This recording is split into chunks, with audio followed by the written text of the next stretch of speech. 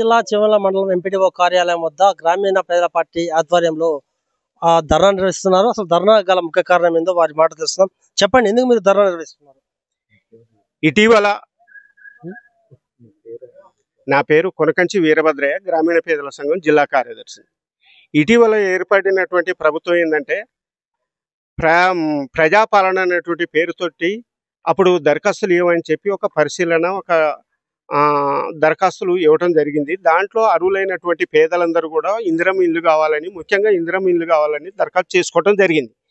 కానీ ఇక్కడ వచ్చేసరికి దాదాపు గ్రామాలలో 100-200 మంది పేదలు ఉంటే కనీసం ఏ గ్రామానికైనా 20-30 40 ఇళ్లకు మించలేదు.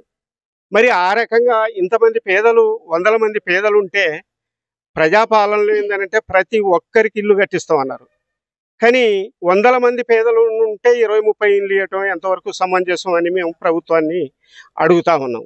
కాబట్టి ఇప్పుడు వెంటనే పరిశీలించి నిజమైన అర్హుల్ని గుర్తించి ప్రతి ఒక్కరికి కూడా ఇందిరమ్మ ఇల్లు రావాలని మేము ఈ సందర్భంగా డిమాండ్ చేస్తున్నాం. అంటే ముఖ్యంగా చెప్పండి, మీరు ఇంతకుముందు మా ఎంపీడీఓ గారితో మాట్లాడుతుంది అంటే ఏ పార్టీ అయితే ఆ పార్టీకే అర్హులు ఉన్నా లేకున్నా ఇల్లు ఇస్తున్నా చెప్తున్నారు. దాన్ని మీరు ఎట్లా చూస్తుంది? దాన్ని అదే రాజకీయ వివక్షతగా చూస్తున్నాం. అట్లా జరగకుంటే ఏంటంటే ప్రభుత్వ అధికారులు సర్వే చేసి నిజమైన అర్హులకి ఇవన్నీ మేము కోరుతున్నాం.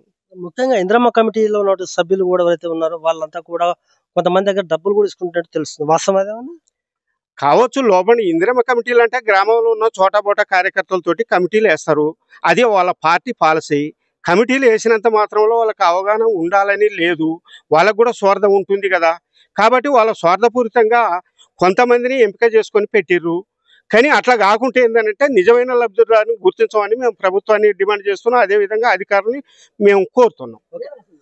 ముఖ్యంగా మనం చూస్తే సూర్యాపేట జిల్లా చివరి వల్ల ఎంపీడీఓ కార్యాలయం వద్ద గ్రామీణ పేద పార్టీ మాత్రం వాళ్ళు చెప్పేది ఒకటి, ఎందుకంటే ప్రతి ఒక్క గ్రామంలో సుమారు 100 నుంచి 150 మంది పేద కుటుంబాలు ఉన్నాయి. అయినా కూడా అక్కడ 10 నుంచి 20 లేకపోతే పెద్దగా చూస్తే మాత్రం 40 వరకు కూడా పేదలను చూస్తున్నారు తప్ప మిగతా ఏం లేదు. అది కూడా పార్టీ పరంగా చూస్తున్నారు. అంతేకాదు ఇందిరమ్మ కమిటీల పేరుతో మాత్రం చాలా వరకు ఇబ్బంది పెడుతున్నారు.